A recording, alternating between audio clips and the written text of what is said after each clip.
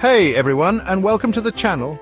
Today we're embarking on a journey, a deep dive if you will, into the fundamental concepts that make the business world go round. You know, those things they should have taught us in school but didn't. We're talking about the essentials, the nitty-gritty of how businesses operate and how they interact with the grand, complex system we call the economy. Over the next little while, we'll be exploring the intricate dance between departmentalization, how companies organize themselves, and the ever-changing wants and needs of the market. We'll unravel the mysteries of economic indicators, those cryptic signposts that hint at the health of entire nations. And because businesses don't exist in a vacuum, we'll examine their impact on society for better or for worse, and the increasingly interconnected world of global trade. So buckle up, grab your thinking caps, and maybe a snack or two. We're about to demystify the world of business, one concept at a time. So, you've got this great idea for a business. You're passionate, you're driven, you're ready to change the world. But here's the thing, even the most brilliant idea needs structure to thrive. That's where departmentalization comes in. Think of it as the organizational skeleton of a company. It's how tasks are grouped together and how responsibility is distributed. Without it, well, things can get messy, like a library without a Dewey Decimal System. Now, there are a few different ways to go about departmentalization, and each has its own strengths and, let's be honest, its own quirks. First up, we've got functional departmentalization. This is your classic approach, grouping people based on their skills and expertise. You've got your marketing gurus over here, your finance wizards over there, and your production ninjas doing their thing. It's efficient, it's straightforward, and it works particularly well for businesses with repetitive tasks. Think assembly lines, customer service centers, that sort of thing. Next, we have product departmentalization. This makes sense for companies with diverse product lines.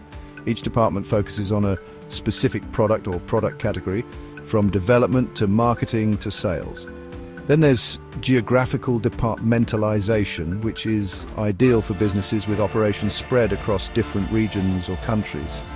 Each department handles a specific geographical area, catering to local needs and preferences. Process departmentalization, on the other hand, divides the organization based on the different stages of a process.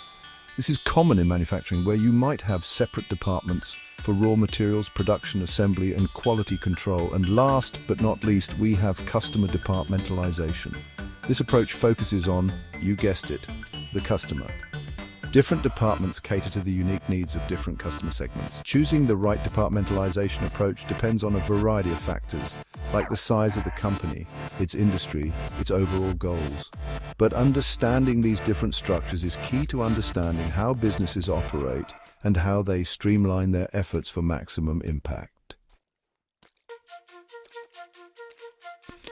All right, so we've got our organizational structure in place, but who are we organizing for? Enter the market, a group of potential customers who share common needs and wants. Understanding your market, my friends, is like having a superpower. It's about knowing who your ideal customer is, what keeps them up at night, and what gets them excited to open their wallets. Market needs, simply put, are the things your target market wants and importantly needs. These can be basic necessities like food and shelter, or they can be more aspirational like the latest tech gadget or a trip to Bali. Identifying these needs is crucial because, well, you can't sell what people don't want, right? So how do businesses go about deciphering these market mysteries? There are a few tried and true methods. Market research, for one, involves gathering and analyzing data about your target audience. This can be done through surveys, focus groups, or by delving into the treasure trove of data available online. Another powerful tool is competitive analysis.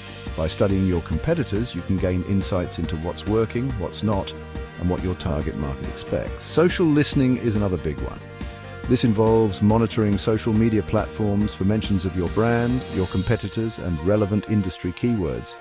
It's like eavesdropping on a global conversation about your market. And then there's trend analysis, which involves identifying emerging patterns and shifts in consumer behavior. This helps businesses stay ahead of the curve and anticipate future market needs. Speaking of the future, keeping an eye on technological advancements is key. New technologies often create new markets or disrupt existing ones, And let's not forget about economic factors. Changes in the economy, like recessions or booms, can have a significant impact on consumer spending habits. Finally, businesses can tap into the power of their own sales and customer service data. This internal data can reveal valuable insights into customer preferences, pain points, and buying patterns. Let's shift gears a bit and talk about the economy. That vast, interconnected system that influences everything from the price of coffee to the availability of jobs. Now, the economy can feel like a bit of a mystery, but thankfully, we have economic indicators, which are like economic breadcrumbs, helping us understand where the economy is, where it's been, and where it might be headed. One of the most closely watched economic indicators is gross domestic product, or GDP. This measures the total value of all goods and services produced within a country's borders over a specific time period, usually a quarter or a year. GDP growth is generally seen as a good thing, indicating a healthy economy. A shrinking GDP, on the other hand, can be a sign of trouble. Then we have the Consumer Price Index, or CPI, which measures the average change in prices paid by urban consumers for a basket of consumer goods and services. The CPI is used to track inflation, which is a general increase in the price level of goods and services in an economy over a period of time. High inflation can erode purchasing power and lead to economic instability. Interest rates are another key economic indicator. These are the rates at which borrowers pay lenders for the use of money. Central banks, like the Federal Reserve in the United States, often adjust interest rates to influence economic activity. Lower interest rates can encourage borrowing and spending, stimulating economic growth, while higher interest rates can help to curb inflation. These are just a few of the many economic indicators that economists and policymakers use to get a read on the economy. Understanding these indicators can help businesses make informed decisions about things like pricing, hiring, and investment. Now, businesses don't exist in a vacuum. They operate within a larger society, and their actions can have a profound impact on people, communities, and the environment. This brings us to the concept of the triple bottom line, which goes beyond the traditional focus on profits to consider a company's social and environmental performance as well. The triple bottom line is often represented as 3 Ps: people, planet, and profit. People refers to a company's social responsibility, its impact on its employees, its customers, and the communities in which it operates. This includes things like fair labor practices, diversity and inclusion, and community engagement. Planet, as you might guess, refers to a company's environmental impact. This encompasses everything from its carbon footprint to its waste management practices, to its efforts to conserve natural resources.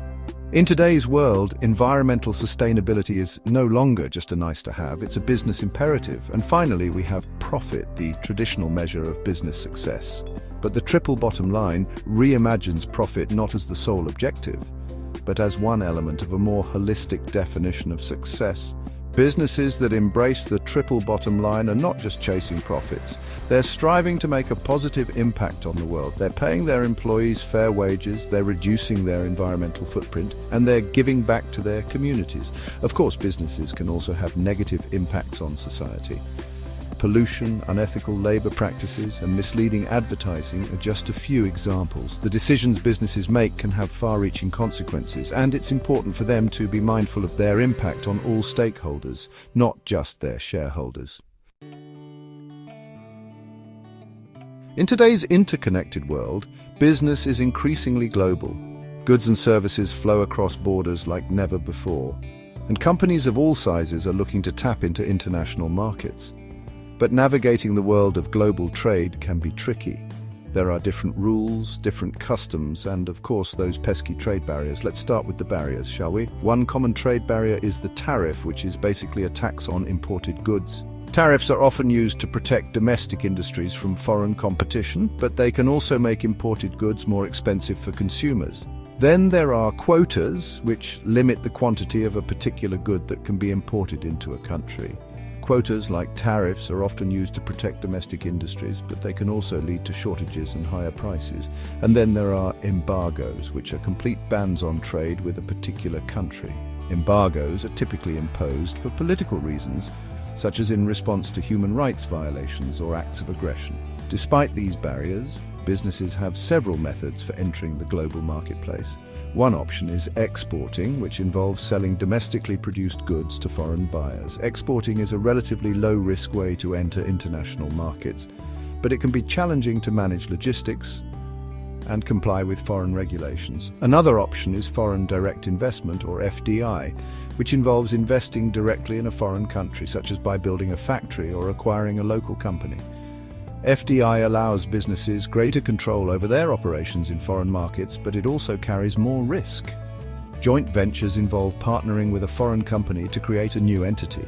Joint ventures can provide access to local expertise and resources, but they also require careful negotiation and shared decision-making. Franchising involves granting a foreign individual or company the right to operate a business using your brand and business model. Franchising can be a relatively low-cost way to expand internationally, but it can be challenging to maintain quality control. Each method of entering the global marketplace has its own advantages and disadvantages, and the best approach for a particular business will depend on a variety of factors, including the nature of its products or services, its risk tolerance, and its long-term goals. And there you have it, a whirlwind tour through some of the fundamental concepts that underpin the world of business and economics. We've covered a lot of ground, from the inner workings of companies to the complexities of global trade, but hopefully you've gained a better understanding of how businesses operate, how they interact with the economy, and how they impact the world around us. Remember, this is just the beginning. The world of business is constantly evolving, so stay curious, keep learning, and never be afraid to ask questions. Who knows, maybe one day you'll be the one starting your own business, navigating the global marketplace, or even shaping economic policy. Don't forget to like this video if you found it helpful, subscribe to the channel for more business and economics content, and hit that notification bell so you don't miss any future uploads. Until next time, stay curious.